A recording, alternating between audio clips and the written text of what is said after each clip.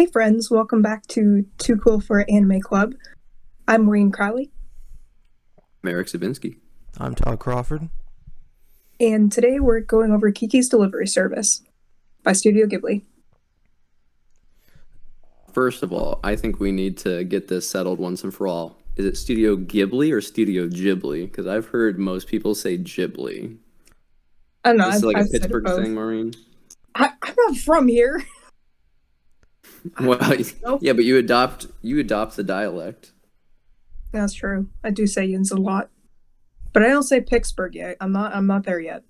Ew. I don't know. I've always said it either way. I've never been correct yet. I mean, I'll say Ghibli if that's what you guys. That's absolutely Please, what I please, desire. I don't. Such yes, an anal person when it comes to pronunciations, and please Colton somebody. Colton mispronounces like half of the English language, so this is like my life. When he does that, you should call him Colton. I really should. I haven't done that. I really should though. Yes, I think with Ghibli, it doesn't matter what you call it either way, as long as it has fidelity with GIF or GIF. As long as those are consistent, Ooh, at least I can right. see the train of thought. yes. Somebody who's listening to this right now, please comment and let me know how to say this because I feel like I'm now I feel self-conscious. Thanks, guys. And Yeah, just right. spell You're it. welcome. I love doing that comment on YouTube. It's pronounced Gibli. It's actually Monster. Ghibli. Spell it out phonetically. I need help. Long I. You guys are terrible. Anyway, I think the three of us have both. Never mind. I can't use the word both. There's three of us. Anyway, we have different experiences with Studio Ghibli movies. I've watched 15 of them. Half of that I had watched pretty recently this year. And then, Maureen, I know you've watched a few. Todd, what's your experience? I've seen a lot of them. I saw a lot of them sophomore year of college. I'm looking up now to see how many. Uh, See, I've seen a few throughout childhood, so I don't know if I could exactly put a number on it. Like, even with Kiki's Delivery Service, I saw it when I was very, very young, like in the 90s. So it's been at least 20 years since I've seen it, and then I watched it again earlier today. So I know a lot of them have been like cornerstone of childhood and then rewatch as I've gotten older, but So Right. it looks to me like I've seen about 8 movies, and then I've seen a documentary on Miyazaki, if that counts. Okay. they Yeah, all that's count. more than I thought you'd seen, actually. I know because you've always rated Kiki's Delivery Service very highly. I think it was in your, we were talking about some of your favorite films on Facebook the one time, and that's when I realized that you had at least seen that one. Yeah, Kiki's is my favorite. It's really the only one that I could throw on at any point. I actually was talking to a friend the other day about I just forgot his name, Igmar Bergman movies, and I recommended The Wind Rises. I was not like a direct comparison, but I kind of see a weird spiritual crossover between the two in certain ways, and I think that's a really underrated movie. Not one of the best, but I would Agreed. say probably Spirit Away or Mononoke are probably the best analytically. But the thing for me with most Ghibli movies is they're so deliberately paced, and sometimes like it's not like Pixar movies or something. They're not really fun at certain points. Like even though Spirit Away and all that is fantastical, and there's spirits and all these kind of weird things. There's a dragon. It's not really a sense of wonder. It's a very oppressive atmosphere, and that doesn't make it a bad movie. But similar to I don't want to watch Requiem for a Dream every day, but I could watch The Jerk every day. It's kind of a I, similar thing. But Kiki's is a very lighthearted film. It's lofty. It's very charming and sweet, and that really appeals to me. Totally.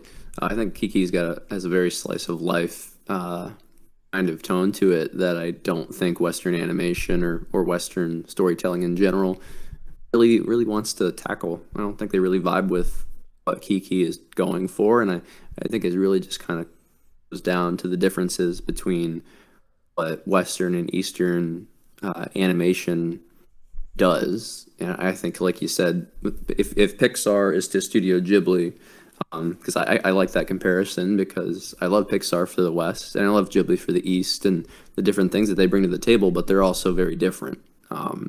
Like you said, most Pixar films are generally filled with like merriment and comedy, even if they're tackling heavy subject matter, say Up or Wally, for example.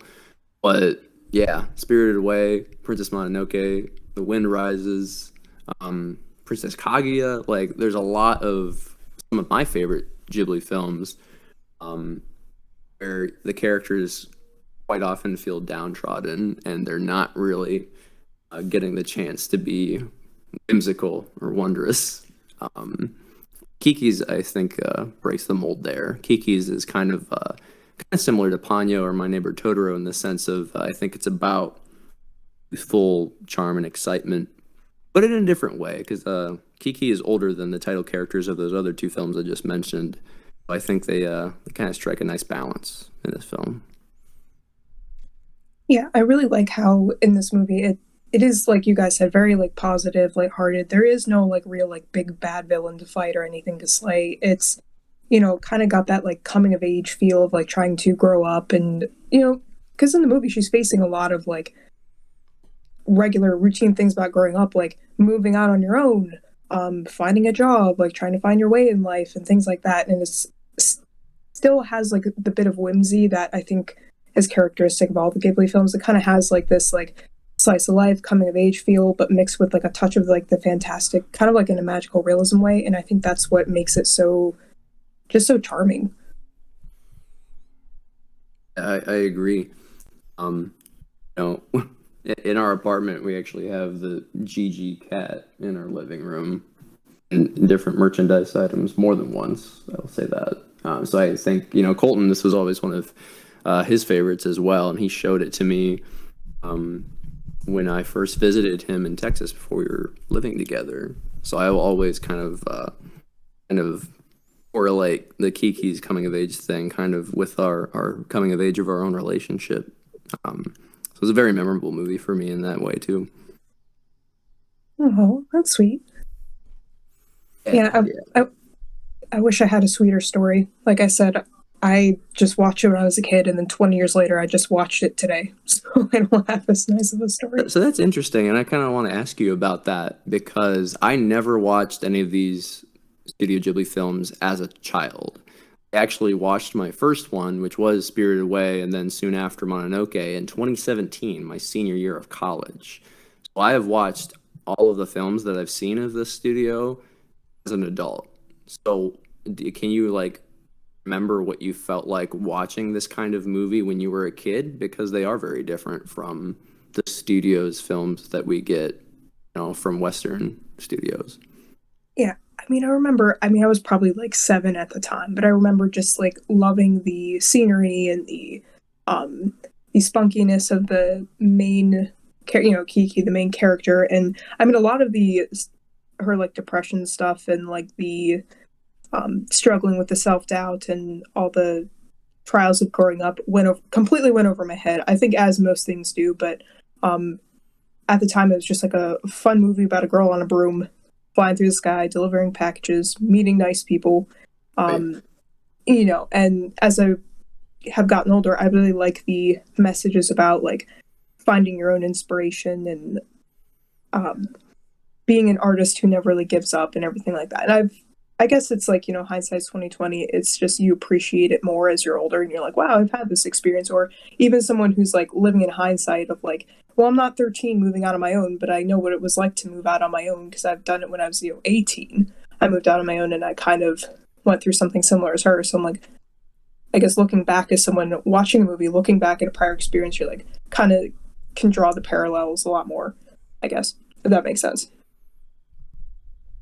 I think it does make sense, and I think it's probably what most people would say is that there's a lot of themes related to adulthood or just complex themes in general that I think most 7-year-olds are going to get. Like, I think you'll appreciate My Neighbor Totoro, for example, if you're an adult human being instead of a kid, because you can recognize outside of childhood that it reflects the experience of being a child.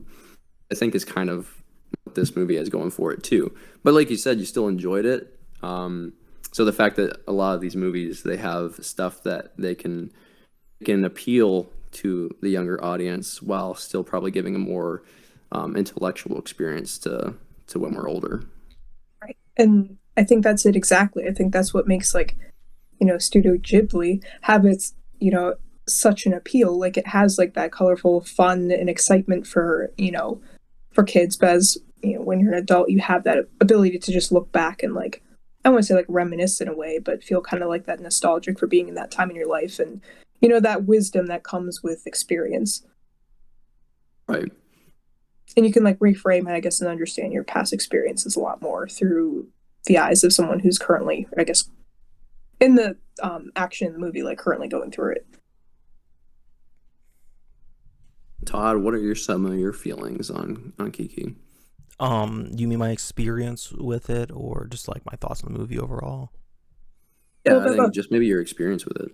Yeah, so I saw it kind of more similar to you, Eric, where I saw it sophomore year of college, just in my friend's basement. We just watched like a bunch of Ghibli movies, kind of like a weekly thing that we would do after classes. And it was probably the second or third that I saw. I saw Spirited Away first, and I remember seeing some of the movies advertised as a kid, especially Spirited Away was the one that stands out. And Howl's Moving Castle, I remember that one being something I was aware of. And it's weird because looking back now, I don't know if I would have liked them as a kid. Like Spirited Away probably just would have been just too scary for me at a young age, especially the beginning. Right. Like it's got some stuff that like for some kids might be a bit much. So I don't know if I would have been into that at a very young age. Maybe as a teenager I would have liked it.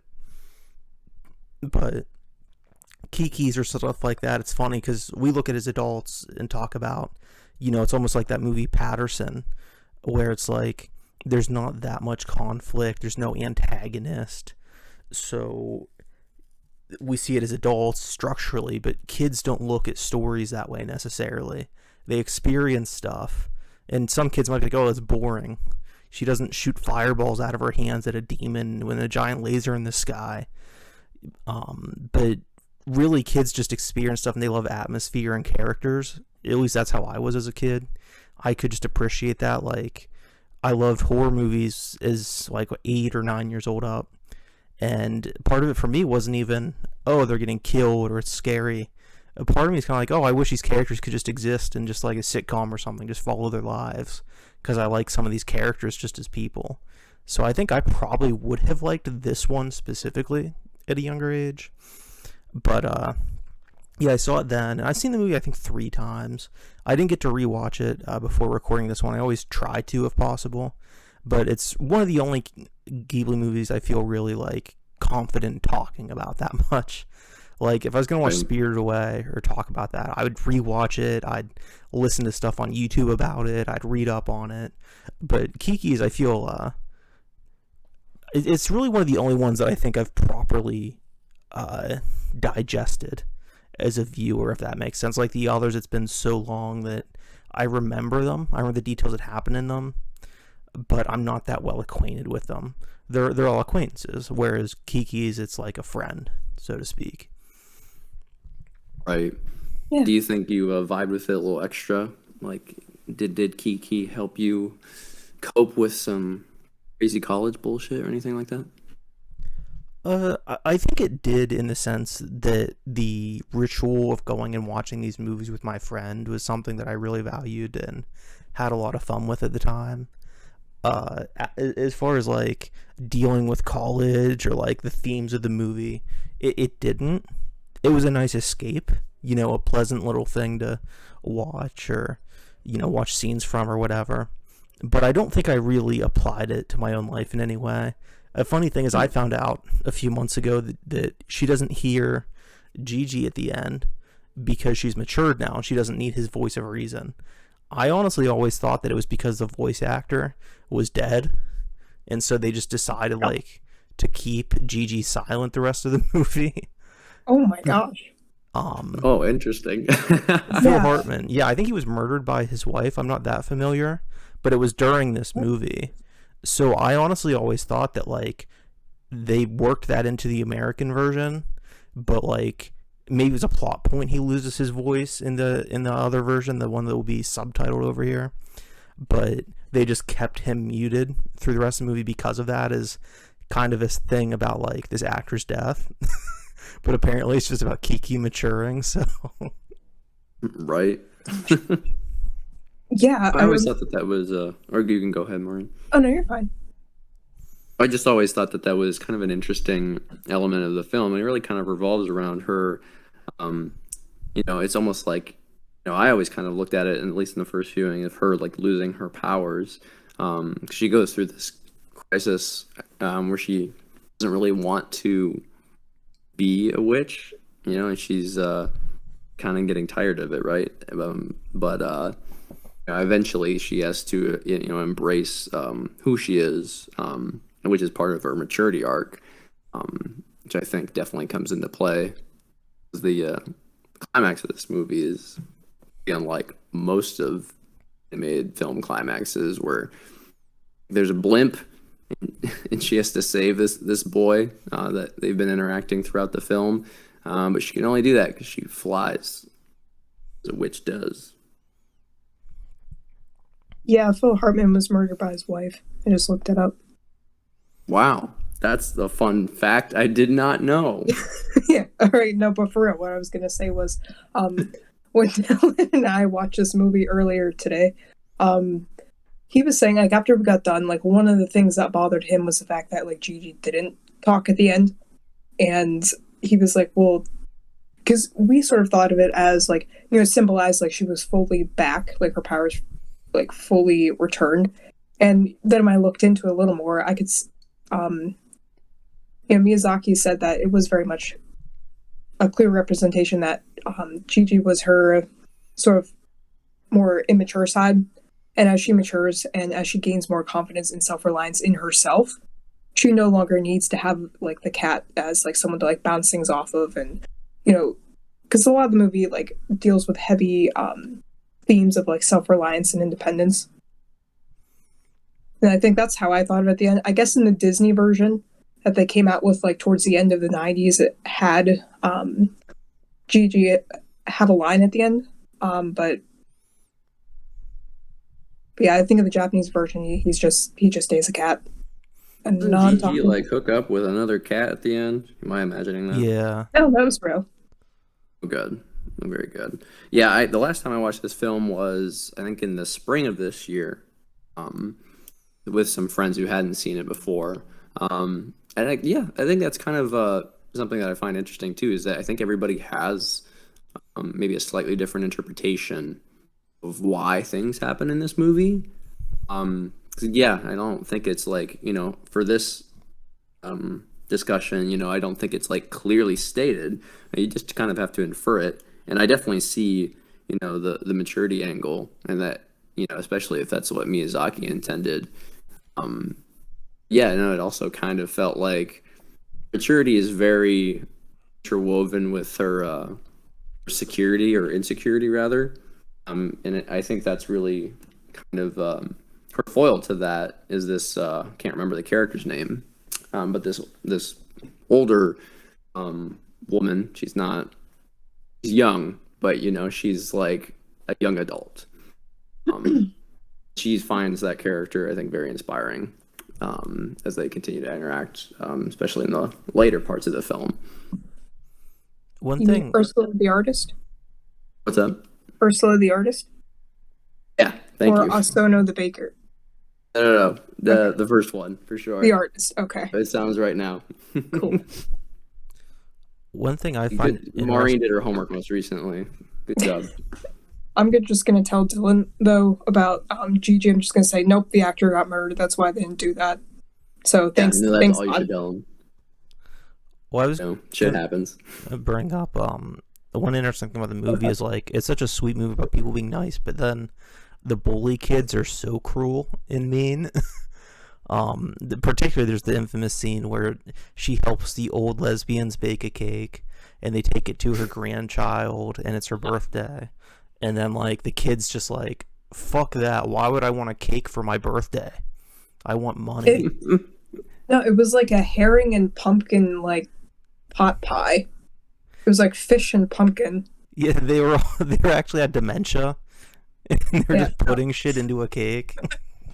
No, I'm pretty sure like the one lady, not the older one, but the younger one. I can't remember her name. The one in the pink who wore like the pink shirt. I'm pretty sure she's probably a murderer. Like, no, hear me out. Like towards the end of the movie, when the whole like airship and everything, all that stuff's going on, like all these people are like freaking out, almost gonna get hit by this thing, and she's like laughing and smiling like a crazy person. And Dylan's just like, I'm like, probably killing people, putting them in those pies. Like she was just crazy. It was just kind of funny. She's the secret no, that's one of the better antagonist. bits of comic relief. You know what? I just realized this is not Miyazaki's only movie that has some characters that are crazy old lesbians. My opinion. Ponyo also takes that cake, so if you've seen Ponyo, you might know what I mean. Actually, I did see Ponyo in high school, like senior year. Yeah, there's I a forgot lot of about old that. ladies in that one as well. I don't know if you guys read this, but I guess in the original script, and they didn't want to film it because it was too dark, instead of just Gigi not speaking, the bullies were supposed to take him from her and put him in a bag and then smash it with baseball bats. I don't think that happened. Well, no, they ended up scrapping No. it, but that was one idea. Was it really? Yeah, it was an I idea. don't know about that, Todd. Are you shitting with us? Or is it what Uncle Ned told you? You have to watch the deleted scenes. Yeah, this was really going to be her Uncle Ben kind of experience, and then she was going to turn into like a superhero witch, but Gigi needed to get his brains beat out first. Oh gosh, great tragedy. Oh Yeah. gosh. And once you go through tragedy, you do end up maturing more, right? So that still would have fit her arc. Yeah, but she probably become so calloused and just. She's got Oh, like a yeah. hand scrubber scrubbing Gigi's brains off the cobble like road. Oh gosh. Going more towards the sadness of Grave of the Fireflies now. This is actually just pure animal cruelty. You have to grow up in a world and you realize that stuff like that can happen. No, I do find it funny that the bully characters are so cartoonishly mean, because it is kind of an interesting thing, because I think Ghibli usually do a good job of fleshing out their human characters, even if they're kind of minor. Like you said, everybody's they're very sweet in this film, but I feel like you're interacting with people in this film, and less characters but more people. But there are a couple exceptions, I think, including like the crazy old ladies and the kids. You know what it feels like? It's such an obvious comparison. This film's like an RPG. It's like Majora's Mask or something, where you go to a different town and you interact with all these people and they send you on little fetch quests and shit. But there's more lore behind the character than just what you're seeing on screen. Like the NPCs have a backstory and some like fan guide or whatever, but it's just below the surface. But the overall plot of the movie is very RPG like, in my opinion, like old school. No, RPG. I think I actually have described Kiki's delivery service while watching it before with Colton as like, oh, she's just doing a bunch of side quests right now. It's like she wants to be awesome enough to do her big witch main quest, her main story campaign, but she actually has to do all these side quests the entire movie. She's just she's respecting the grind. Yeah, exactly. And that's actually the main quest, is just learning to make peace with the grind. Yeah, exactly. Well, it's really funny that we make that comparison too, because I believe this is definitely one of the earlier Ghibli movies. I think this is from the 80s. Am I right, Todd, Maureen? I think it's from the late 80s. It seems Yeah, like it is, but 89. that's just a guess. Yeah, it's definitely one of the 89. earlier ones. If it's not late 89. 80s, it's early 90s. That being said, it's funny because I said that earlier this year when I first watched Castle in the Sky. Like Castle in the Sky, if you've seen it, like completely like offers up the template for most RPGs that would later come out on the Super Nintendo and stuff like that. Castle in the Sky is a complete RPG. Like the tone, the fantasy stuff, the new party members that you get along the way, like it's and the music. Like Castle in the Sky was a complete RPG, and then Kiki's is also like, here's how you do side quests in video games before games were really doing that too much at the time. So they're really just paving the way for gaming with these Ghibli movies somehow. The next Miyazaki film that he's working on now, it's gonna like have expansion packs and shit where it's like, if you want an additional 20 minutes on this character, pay $4.99.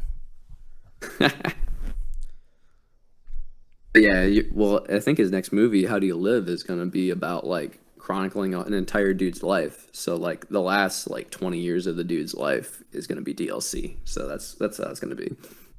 I saw a documentary on Miyazaki on HBO Max called The Never-Ending Man, and it's just about how like all of the people he's worked with at Ghibli are just dying, and he's old and cynical, and he doesn't want to work anymore because he can't work as fast or as hard as he used to, and he just is waiting to die. But he decides to work on the CGI short film about a caterpillar as he's just like hanging out because he's too bored. And it's really it's really funny. Yeah, it's like the Kurosawa film Ikaru, but as a documentary. But what's so funny is he's so cynical and so like not even mean spirited or anything, just like downbeat, you know. Yeah. And I guess he'd be the kind of person who like see himself as like a realist, but his idea of realism is the all constant negative. And he's working on this film about a caterpillar, and it's just this cute little caterpillar, and he's so invested in it.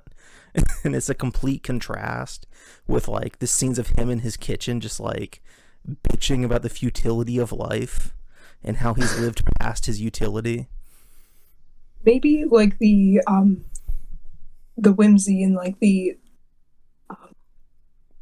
guess the positivity of his movies counteracts his like raging cynicism.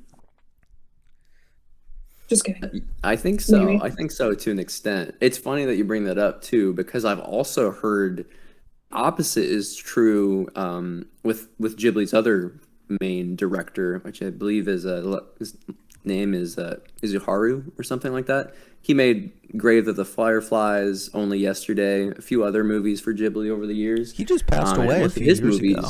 I'm pretty sure. What's that? I think he just passed away a few years ago. Did he? I think so. Anyway, most of his films, I always, haven't seen some of them, but, everyone knows Grave of the Fireflies is like a real downer. And I think some of his other films are very existential. In real life, apparently that man was always very full.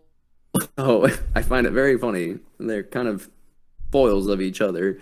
That Miyazaki is like, most of his films, even if they've got some heavy themes, are usually filled with like heroic characters or inspiring moments and all this beauty.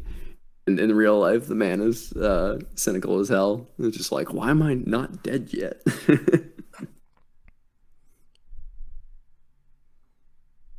Yeah, you gotta escape and explore the different side of yourself in your art, I suppose. Okay, Yeah, yeah.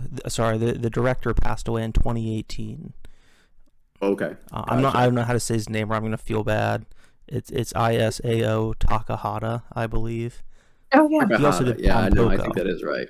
Yeah. And The Tale of Princess Kaguya or whatever, which I hear is Yep, pretty good. love that movie. And the dude who Yeah. Grave of the Fireflies is based on died in 2015. Oh, fun. Yeah, Miyazaki. Maybe he's immortal. Maybe that we just haven't figured it out yet. That's why the name of the movie is Never-Ending Man. Yeah, he's just immortal and just very bummed about it. He's actually That's so like funny. 2,000 years old, and like if you go back through ancient photographs, there's like pictures of him doing wood carvings and shit of Totoro, like I love 400 BC. Like he and Keanu Reeves and Nicolas Cage are in a secret society or something. Yeah, Illuminati is real. It's actually just based out of Japan. they're all on adrenochrome. Oh my gosh. Miyazaki, he gets the kids adrenaline up with his movies, and then he just cracks their neck open and just sucks from their from like an IV, like a straw.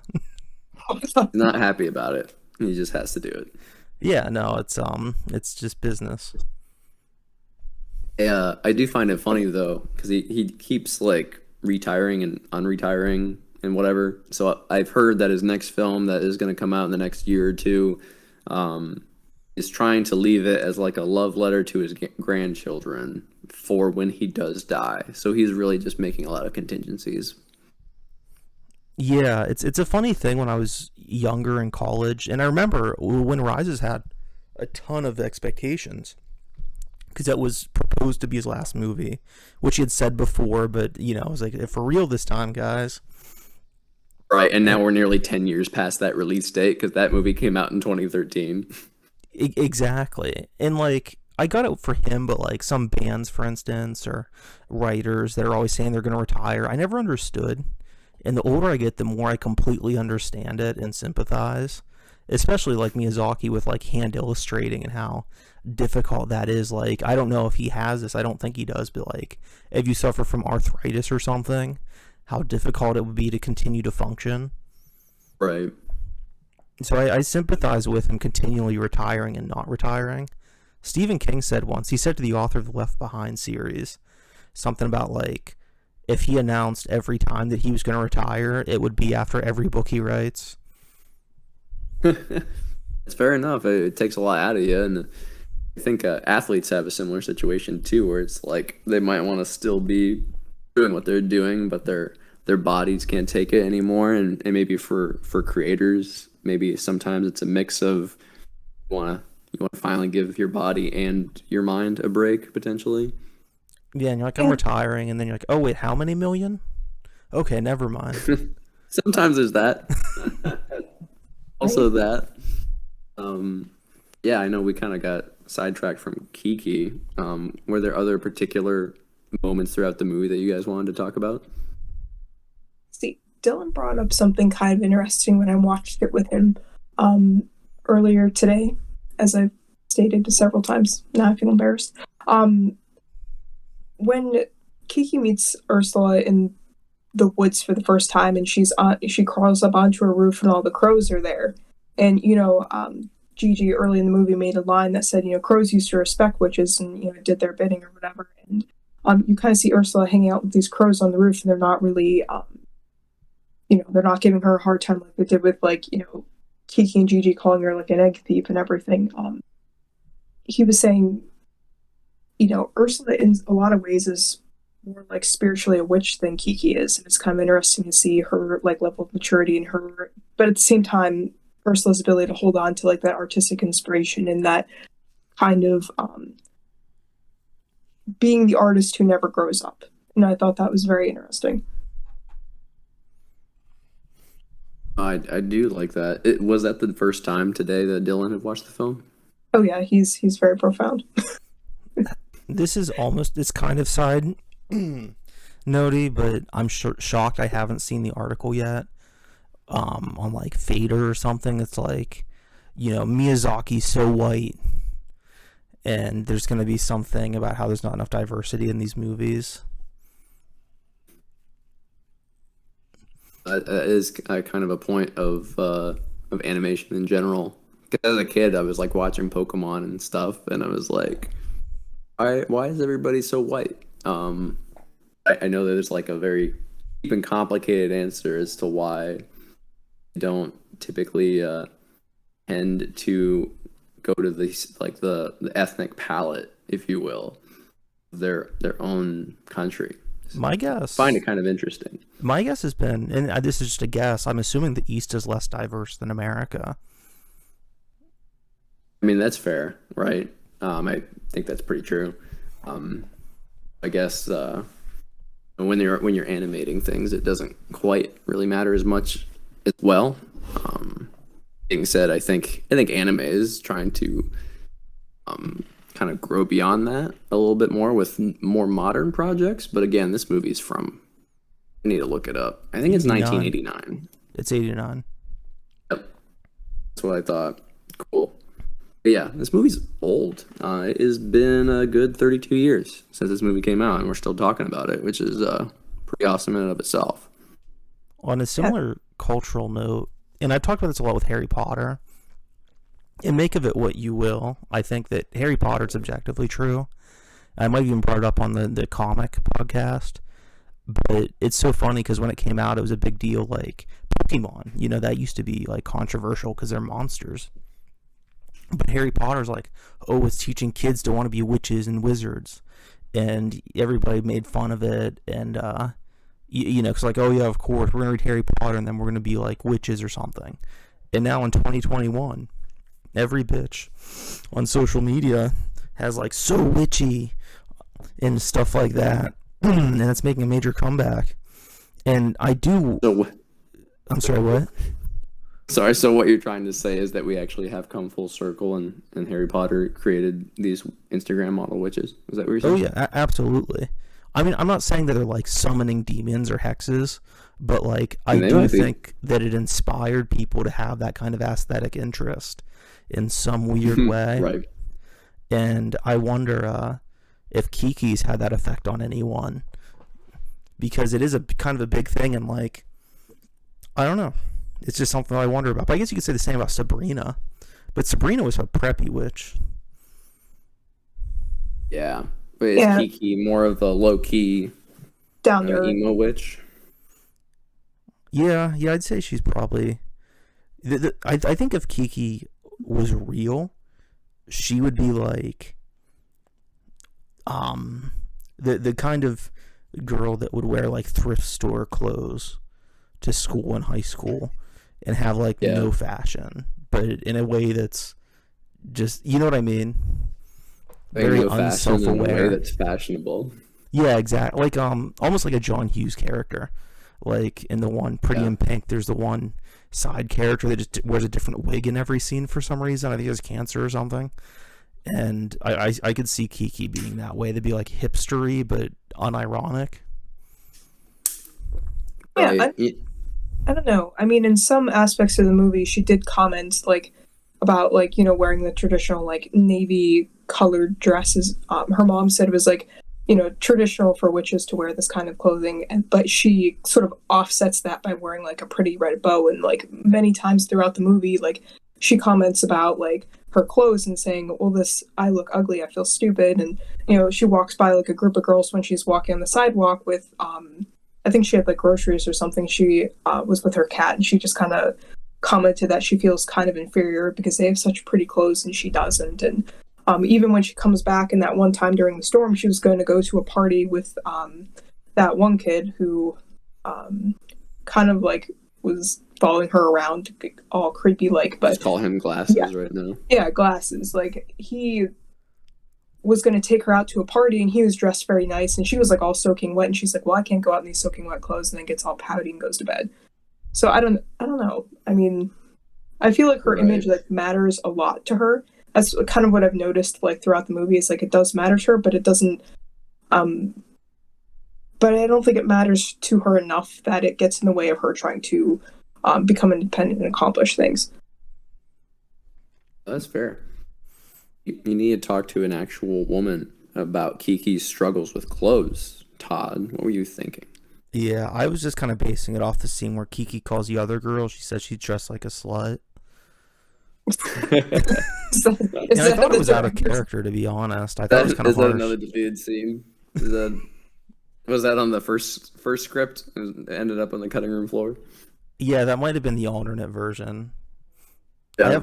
I've actually only ever seen a weird bootleg of the movie that, like, sometimes it's animated, but other scenes it's just a weird guy in a basement slapping people that are tied up, which it was kind of experimental for its time. Yeah, he was wearing a wig and a black dress. The red bow doesn't really look quite right. Yeah, I didn't really get it, but he was really enjoying the broom. That's not whimsy enough. No, it just actually, your one comment did make me think of something. If there would be a Netflix adaptation of Kiki's Delivery Service, she probably would end up calling those girls a slut in that Netflix version. I was thinking this whole time, because I think, unfortunately, I'm so conditioned by modern media that anything that's like wholesome, I just think about the Netflix adaptation coming to fuck it up. Or not even wholesome, but just like perfect. You know, like Cowboy Bebop, for instance. I haven't seen all of it. I'm not a huge fan. I don't have that strong of thoughts, but like There's no reason to make Well, you that should live finish it, and we adaptation. could do an episode on it. I need to finish it in any case. I did enjoy it. I just started a bad time to watch stuff and got sidetracked. Right. But I think anybody who's seen one episode of it's like, yeah, there's no reason to make this live action. Correct. And here we are. They're doing it this November anyway. Yay. And for Kiki's, I was thinking, Marie, when you're talking about her insecurities, if it was Netflix, there'd be a scene where she's like, no, I'm not adhering to the old standards. And it's like a music montage. It's probably like, I don't know what the kids listen to now, Dojo Cat or whatever. And she's got like putting fishnets up, and she cuts her dress so it's real short. And maybe she cuts holes out for her boobs or something. And she gets her hair all crazy. And she's dressed like Return of the Dead 3. And she's like a crazy, like fashionable runway witch. He's like, now I'm empowered. Also, the kid with the glasses is gay in this version. I kind of want to make a satire on this now. This sounds really awesome. Netflix's delivery service. Oh, gosh. We don't deliver the DVDs anymore, but we do it's deliver a period bread. piece. We deliver cakes and bread. Dude, if they put Doja Cat in Kiki's delivery service, I think a lot of the children would be very happy about that. That actually, I would love to see that, like an adaptation of a movie like this, and take it to like the most DreamWorks way possible. Oh my god, that would be those are fun movies to fucking riff on and just have a drink. They're out there. It makes me respect mothers so much for watching that bullshit with their kids.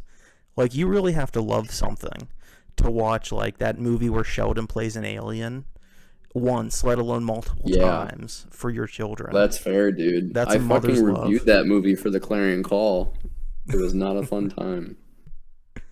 Maureen, do you have specific thoughts on this as a woman? Yeah, I would say it definitely takes a special kind of woman to sit through something like that. I personally don't think I have the heart or the stomach for it. So kudos to anybody out there who can go through that kind of an experience. Yeah, that's still it's worse than childbirth. I'd imagine, arguably so. It's one reason I'm probably not fit to be a parent is like I couldn't deal with that shit. I could deal with so much. You can't tolerate bad cinema, so you can't be a parent. I know. It'd be like a 4-year-old like I want to watch Dougie the Leprechaun or whatever the fuck's big then. And I'm like, no. You're watching Fantastic Planet. Oh gosh, see, I've thought about this quite a bit, like with my own kids, and I'm just like, I like when you see some of like the children's entertainment now, like you remember like House of Mouse, and even I grew up on the Ghibli movies and stuff like that. It's not even like my parents like particularly like, I mean, they didn't grow up with it and pass it on to me. It was just like, something we just saw on TV or whatever. Like Spirited Away scared me as a kid. I'm like, I was afraid as a kid, and I feel like having that experience with my kid to bond over. I'm kidding. But like, I would probably raise them on like not today's entertainment, because I feel like it's definitely the best way I can describe it is like early SpongeBob versus like contemporary SpongeBob. Like there's just a knowing quality difference, and I'm like, I didn't think in good conscience I could recommend them that show. Yeah, it's God, not even... you just fucking opened up the SpongeBob rabbit hole. Do we need a whole Too Cool for Anime Club episode of SpongeBob SquarePants? We do, and we gotta watch all like 50 seasons. Oh God, kill me. Maureen, you brought up a good point. It's not like an ethical thing with these children's shows. Like there is stuff in some of them that I think are like unethical or bad. Like I maintain that Toy Story 4 is about polygamy, and like you're insane.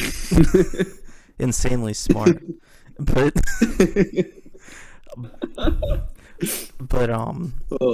like anyway. More than anything, it's just a quality thing where you want the best stuff for your kids. Like you want to give them the food that's nutritious, not the McDonald's.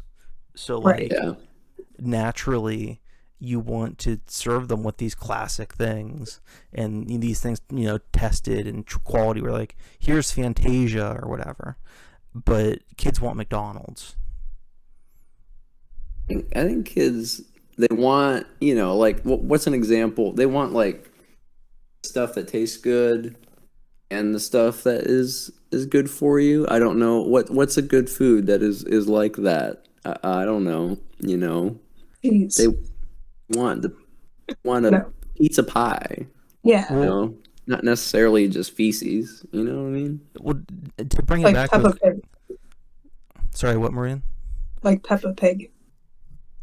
Yeah, I was gonna say before And Todd's like, I have no idea what you just said. she hiccuped, I think. But we were I talking think earlier so. about Sonic the Hedgehog, and like, I'm 42, and I played Sonic the Hedgehog as a kid, and I'm still wasting my money on these shitty games. So like, it does Oh. damage you. If my parents just love me enough to get a fucking Nintendo, maybe I'd be normal. I mean, that's fair. That's fair. Holy shit. I mean, I think we just kind of devolved into this state of animation or child entertainment. But yeah, man, when I have kids, I'm gonna fucking raise them right. I'm gonna sit them down in front of physical media that can't get on satellite TV. That won't exist, but at that point anyway, they can't get on the streamings crap. Can't log in. It's not gonna happen. I'm just gonna raise them on like, I know this movie's good. I know this show is good. God knows how much worse it's gonna get in the next 10 years or whatever. Dad, I That's don't pretty- want to watch Tenet. I want to go to sleep. That's probably gonna happen in my house. You just wait. We've already seen it in reverse twice. It doesn't change anything. We've already watched the whole film while rewinding. That's a good activity, like when your kids are grounded. Just make them watch Tenet, like first time the first way and the second time in reverse. Oh yeah, I'm gonna come up with some fucking creative shit to ground my children. That'd be good. Todd, I really do like that you are the 20-something, 42-year-old man. Like you're a 20-something, a 42-year-old man's body. Is that what you're going for? Yeah, that's the nice thing about just audio only podcasts is you can be anybody you want. Yeah, how many people would believe you that you're 42 years old if you just said it on this podcast? There'd probably be a few. He sounds good for his age. A little congested, but healthy. He's still got it. He still got it at 42. Oh. Anyway, maybe should we rate Kiki's delivery service or something? Oh, for sure. 10 out of 10. I don't know what I'll let you metric go we're then. using. Yeah, I think we do out of 10 on this show. It's kind of hard to remember because we just talked about Suicide Squad, so I think that 2016 movie got like a bag of dog shit out of 10, so I don't remember. Yeah, I think a good slice of Ghibli movies are honestly 10 out of 10s as well, and I think I can comfortably give that to this one as well. Yeah, I'm gonna give this one the coveted S ranking. Oh, we're going back to Sonic now. Yeah. Way past cool. Kiki's delivery service gets an S rank. She gets to the fucking blimp that's blowing up, and the kid's already melted inside. She just sees the glasses, and Sonic's in there checking his watch. You're too slow. Oh, Yeah, no, Sonic didn't come there to save them, just to taunt Kiki for being too slow. He's the bad guy. I mean, honestly, it's pretty accurate. He's just too fast for audiences to catch him. oh gosh. Oof. And then in return, they beat up her cat for being too slow. See, you're still too slow. Hey, in the Sonic X anime, just to tie this back to anime, in the first episode, he does get mistaken for a cat somehow. I remember that scene. Yeah, dude, it's on Netflix. 2 of 3 seasons. I grew up on it. It's not great, but I grew up on it, and I rewatched some of it, and I had a really good time with the first few episodes, and then I just stopped watching for no reason. But the animation looks great. It's not bad. It's the Sonic anime, so there's another future episode of the show for you. I'm not thrilled with the scene in it where he's running on the highway, and he hits a cat as he's running and just gets smeared like roadkill. Which I think is a scene you were alluding to. But Yeah, of course. that was a bit much for a children's program. Are you and your cat Todd going through hard times right now? There's a lot of cat violence in this episode. He puked today, actually. He had a puke day. Okay, I think I understand why there's all this cat battery in this episode then. No, My cat Gem, she did not puke today, so I'm very proud of her. yeah, he puked and then hid under the couch. I don't know why he hid. Like he's hiding from the vomit or something. Like, because I was with him and I was petting him the whole time and telling him he was good and all that shit. Which maybe I shouldn't like encourage him to puke. Maybe that's enabling. But I want him. Probably. Usually just say, okay. God damn it, Gem. And chased her into the next room. He hid under the couch, so I put some catnip under there for him. So he could get high or whatever and feel better about himself. That's definitely enabling right there. Oh my god. Maybe just reverse psychology it and just say you can throw up all you want. Maybe it won't. It's okay, buddy. You can throw up all you want. Yeah, and then you throw up too, just to make him not feel bad. That's what I was gonna say. I should do is just puke on the floor just like he does to show him how it looks. You feel dumb now, huh? Who looks dumb now? This is what you look like.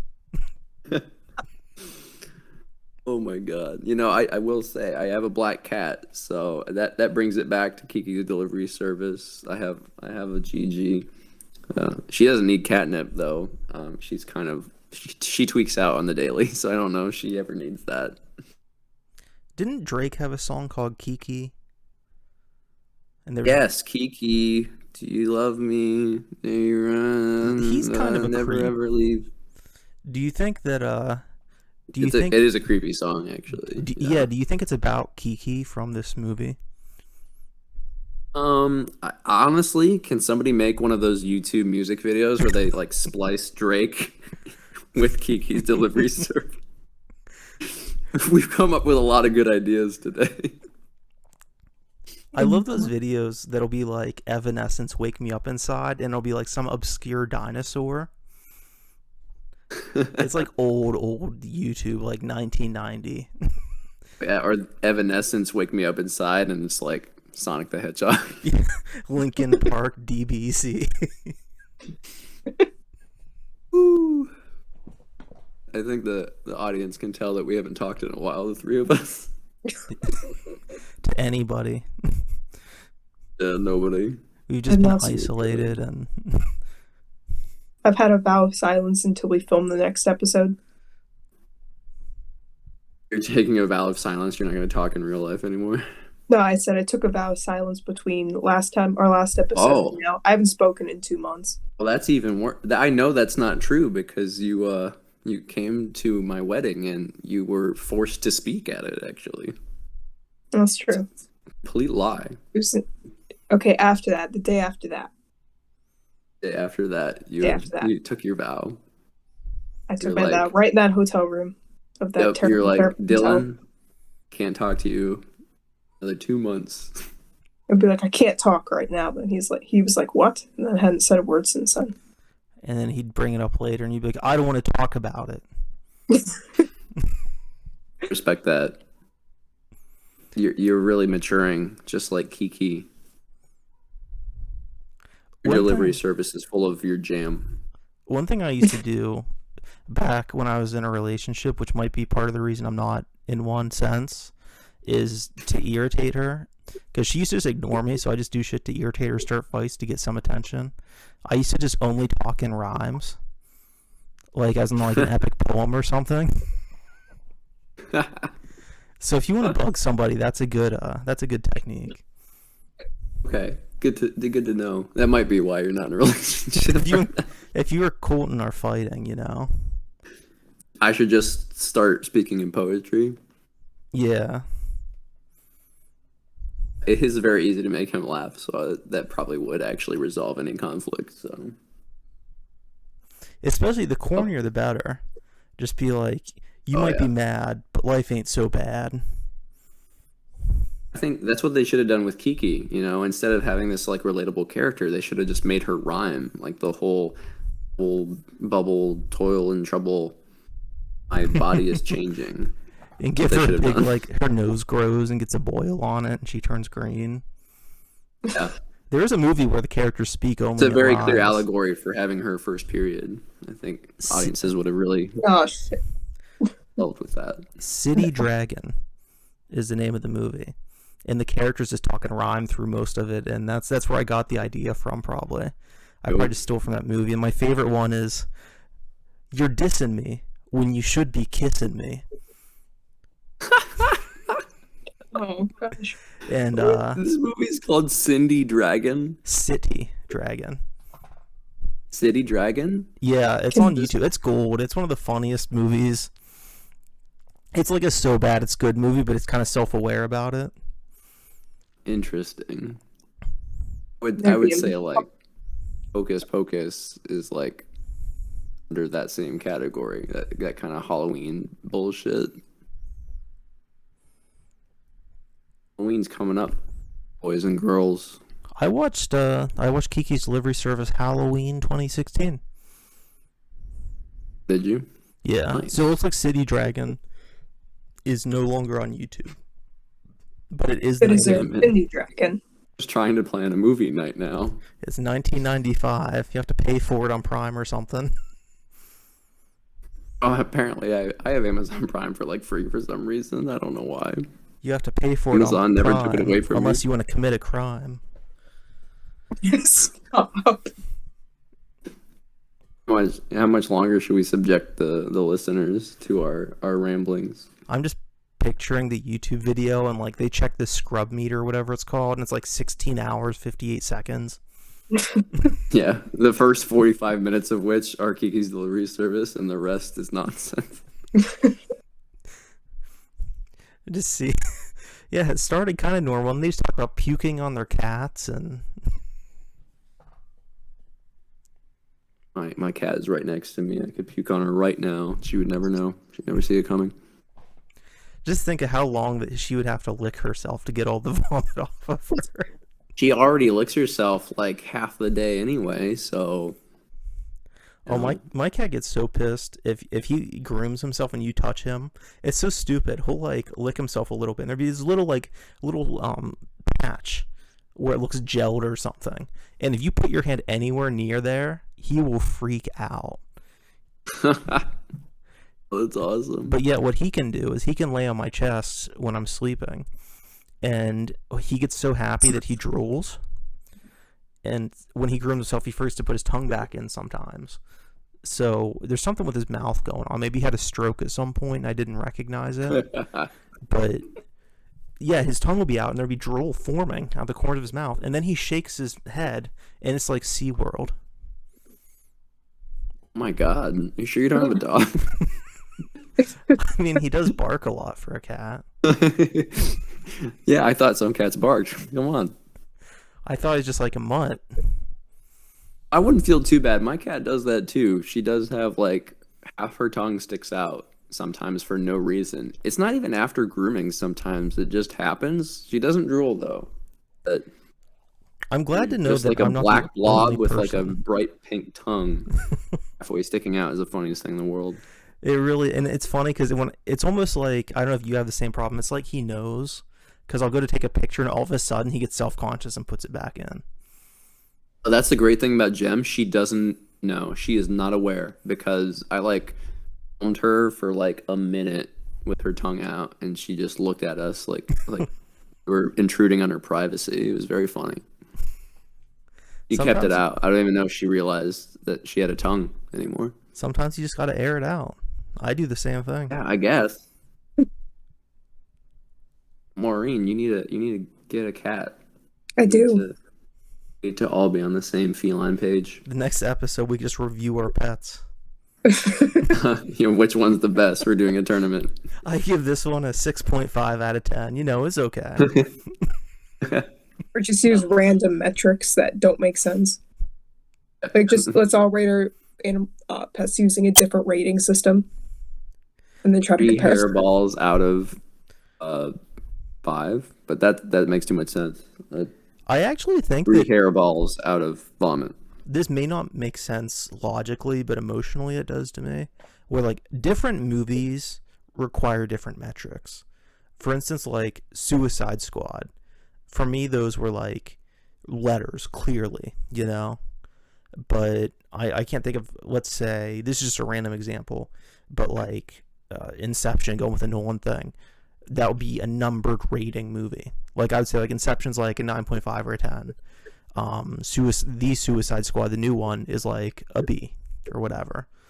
You know, I don't know if anyone else has that, but like, there's It's almost like you're grading entertainment versus quality, because we just gave Kiki like a 10. It's high quality film. that might be the difference. Actually, I never thought about it that way. Yeah, because like I don't know if we were gonna end up deciding that the Suicide Squad movies were like changed art forever. You know. Video games are almost always numbers. I have noticed that. Yeah. I also think rating things is, you know, generally pointless, but I still do it all the time. It's just fun. It's fun. I Yeah, like to, for some reason, our human brains want to assign numbers to things. We want to like, it even feels- those letters, they represent percentiles or whatever. It's just like, gratifying to objectify and reduce something. You know? Yeah, reduce it to it's nothing but a number. Yeah. Like even meals. You know, I had Taco Bell today. I was like, it was like a 7.5. You know. Yeah, dude. You give 1 to 5 stars. I give you 3 stars out of 5. Oh, thank you. Isn't there a Black Mirror? There's a Black Mirror episode, which is Yeah. literally this concept where they just start rating people, like whatever their Facebook is, and it drives everybody insane. Well, that's the thing that's fucked up is like I'm at the level of nihilism with like society and hope that I see shit like that and I'm like, well, that would make for a funny week on social media. You could get some good memes out of that. That's all there is anymore. That's how you're grading life in general. Yeah, the episode was called Nosedive, also known as probably the only good episode of Black Mirror there is. Well, I love Black Mirror. I mean, I don't think every episode's a home run, but yeah, It's tough. the dive is Like, good. It stars Bryce Dallas Howard.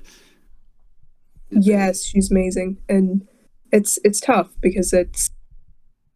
I think I can't remember who told me this, but I feel like with Black Mirror, it's such a tough show to not get depressed while watching. Oh, absolutely. It's like the depression show. That's why I love watching it. Oh gosh. Yeah. Generally have a lot of me. happy things in my life, so I've always felt like I can handle the depressing shit like any day of the week. Like Todd was like, I can't watch Spirited Away any day of the week. I'm like, oh, I can. I love Spirited Away, even though 90% of the movie is like existential dread and sadness about working as a slave in this bathhouse. But You're you know. watching these movies and stuff and you're laughing at them because you're happy and they're not. I have everything you have. I think that's how nothing. serial killers are born. Oh god. People who laugh at Lilia forever. Laughing at the never-ending man. Haha, that old man won't die, and he wants to. It's like those memes about the Joker where it's like when your FBI agent sees you enjoying Joker too much. Oof. Oh. I think we should close out this episode of Too Cool for Anime Club that had a lot of anime discussions in it and nothing else. Yeah, we ended on a good note with the Joker, so the natural conclusion. Kiki had a cat. We talked about cats. Had Miyazaki. We talked about an old man wanting to die, which was Miyazaki. So really, we stayed on topic the whole time. Oh, 100%. It's all about the connective tissue. Dude. I mean, do you have any final insightful words of wisdom? Oh gosh. I feel like we've gone so far off the rails. No, I don't think I do. For once, I'm at a loss for words. I think we went all over the place, but kind of in the best way. That's what the Long Shot Books YouTube channel is for. Complete bullshit. And I made a company so that I can run it however Todd and I feel like running it, Exactly. even if it's into the ground. We're gonna run this shit into the ground due to the quality of our anime podcast. You know what's in the ground? What? Oil, liquid money. So people laugh. But I'm sorry. But we're gonna be there. We're gonna be There Will Be Blood here in another decade or 12. Okay. All right, we came back around to pop culture there eventually. At first, I thought you were going to say Phil Hartman. I was like, damn it, Todd. Dude, I would love to chase your ass down a bowling alley and just beat you with a bowling pin. I actually fell asleep during There Will Be Blood. Oh, okay. I've only seen the first hour or so, but I only remember the first 20 minutes. Oh, apparently that's the ending. I've never actually seen the whole film, but apparently that's how it ends. That's funny. Spoilers for There Will Be Blood in this anime podcast. Sorry. All right, no, we're done here. We're done here. We're done here. You guys have to I'm do the outro. Eric. This is on you. Who's it on? You guys. Okay, hello, I'm Eric Savinsky. Thanks for watching. There are 2 other people on this show. No, there aren't. Good night. Screw them. I do want to say, on a serious note regarding the film, and maybe my most important thoughts on it before we end the episode,